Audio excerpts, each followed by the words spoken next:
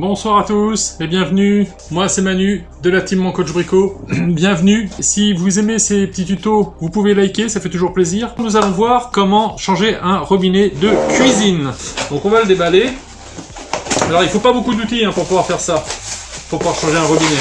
C'est contraignant, moi ça va être contraignant parce que j'ai préparé le terrain, mais chez vous c'est un petit peu contraignant parce qu'il faut se glisser sous le lavabo et à l'arrière en plus. Donc il faut vraiment crapahuter. Donc voilà notre beau robinet. Tac. Vous voyez? Donc il va être comme ça. Là vous avez le mitigeur thermostatique. Ici vous avez la sortie d'eau traditionnelle. Et ici on va installer, il y a une douchette à installer. Et ça nous permet d'aller chercher à droite et à gauche. Ce qui peut être très pratique. Donc vous avez votre robinet. La fameuse douchette avec un joint. Très important. Donc la douchette elle est comme ça. Très important, il y a un joint. Faites attention, ne pas perdre les joints, c'est très très important. Tac, une petite clé Allen pour le bloquer, ça, et une des choses les plus importantes, les tresses inox. Alors tresses inox, ça permet d'avoir de la pression, c'est souple, c'est l'avantage, c'est que sous les robinets, sous les lavabos, au lieu d'avoir de la plomberie qui arrive directement, que ce soit très rigide, qu'il faille des coudées et autres, vous avez un branchement, c'est une tresse inox, donc l'avantage c'est que vous pouvez, si vous avez un décalage ou autre, c'est tout souple. Donc très pratique. Et ça va mettre absolument. Voilà. Hop.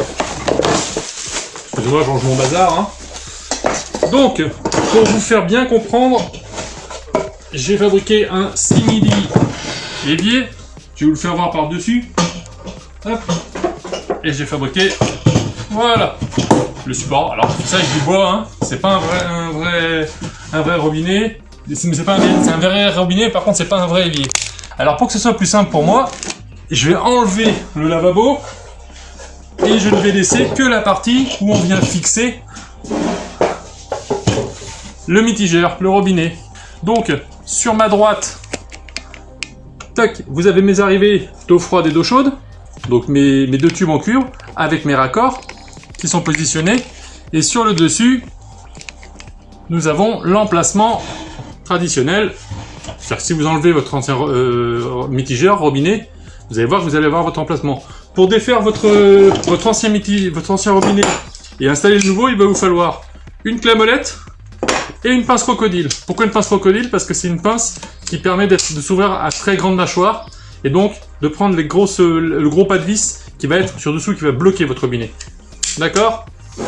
Donc par contre, changer un robinet, c'est pas bien compliqué. Une fois que vous avez défait votre grosse vis, vous défaites votre tresse inox à votre plomberie, vous défaites la grosse vis en dessous et vous enlevez le robinet. C'est aussi simple que ça.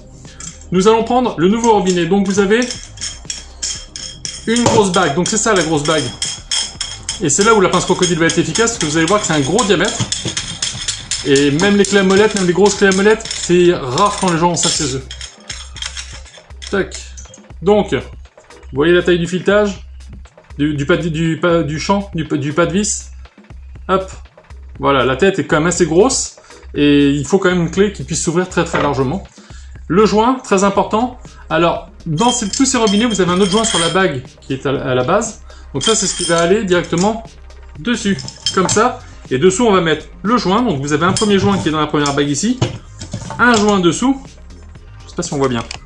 Hop, un joint dessous que je viens glisser comme ceci. Donc mon gros joint et ma grosse bague. Avant de fixer tout ceci, on va d'abord commencer par le plus important. On va d'abord commencer par installer les tresses inox. Parce que les tresses inox, autrement vous ne pourrez pas les insérer. Donc vous positionnez dans le fond de votre robinet, vous avez deux sorties, deux arrivées d'eau. Et votre tresse inox, alors vous avez un côté avec un écrou qui tourne dans le vide. Et de l'autre côté, vous avez uniquement un filetage avec un joint. Le joint est déjà incorporé. Ça ne sert à rien de forcer pour le mettre. Le joint fait très bien le travail. Ça sert à rien de forcer comme une brute.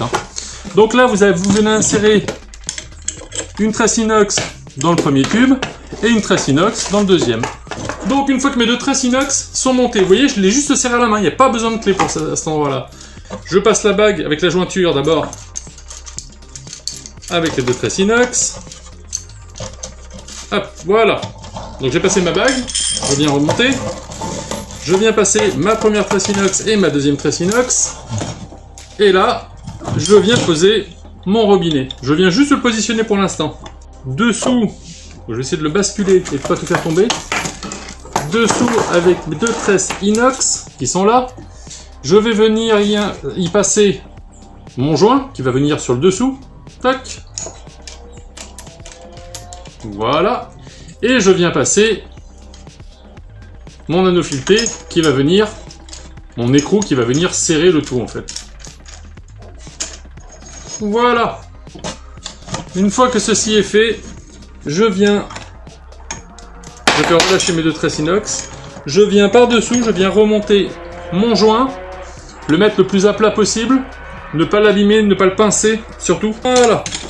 Et donc là, je viens visser. La contrainte que vous allez avoir, vous, chez vous, c'est qu'il va falloir crapahuter, il va falloir passer sous l'évier. Alors, votre évier est devant, comme ça. Donc, il va falloir passer dans le meuble dessous et pouvoir voir ce que vous faites par-dessous. Donc, c'est ça la plus grosse contrainte, en fait.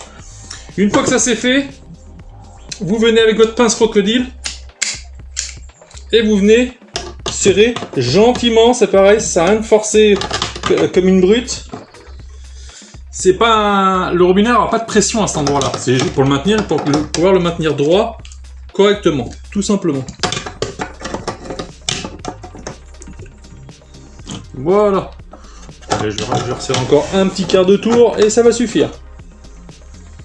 Voilà. Et là, mon robinet est installé. Je vais le centrer. Donc je vais le resserrer encore un petit coup.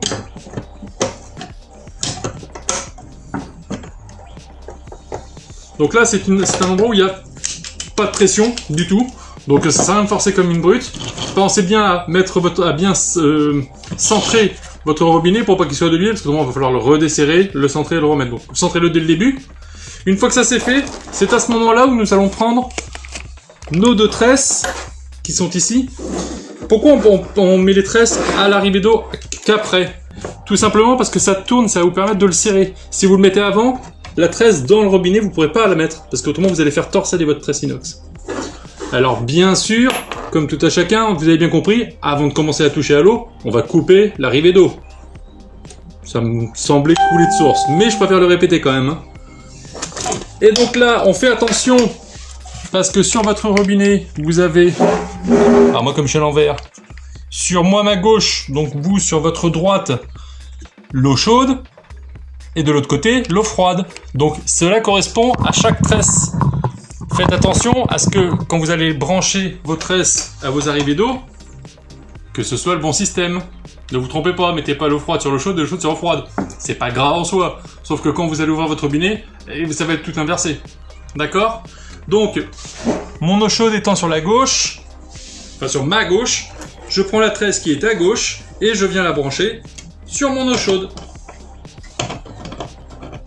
Donc là c'est pareil, vous avez un joint qui est incorporé dans la tresse, vous pouvez remettre un petit peu de téflon, ça mange pas de pain, mais votre joint est déjà incorporé. Hein. Et donc là je viens gentiment serrer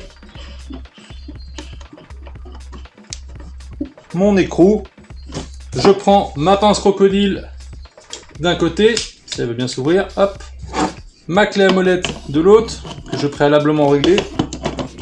Et je viens serrer le tout gentiment. Hop. N'allez pas plus que de raison. Pourquoi? Tout simplement parce que vous écrasez le joint quand on serre comme ça, on écrase le joint. Et plus vous y allez fort et plus votre joint est comprimé. Et il ne faudrait pas le couper. D'accord? Donc ça sert à rien de presser comme un forcené. Donc là, si vous avez du téflon, vous pouvez mettre quelques tours de téflon qui vont vous permettre de faire une imperméabilité un peu plus accrue. Mais je vous dis, le joint que vous avez là fait amplement le travail. Hein. D'ordinaire, il est fait pour ça. Donc là, mon robinet est relié à l'eau. Mes tresses torsadées sont branchées à mon robinet. Et donc là, il ne me reste plus qu'à mettre ma douchette. Donc la douchette, hop, on prend le petit joint que l'on vient mettre à la base, c'est-à-dire à l'intérieur ici. Je viens mettre le petit joint au fond. Et je viens ancrer la douchette que je viens serrer. C'est pareil, on ne serre pas comme un forcené. On y va gentiment, on serre gentiment à la main. Ça suffit amplement. Et voilà, mon robinet est posé. En tout cas, merci beaucoup. Si vous avez aimé la vidéo, n'hésitez pas à liker. Ça fait toujours plaisir. Et je vous dis à ciao les petits clous!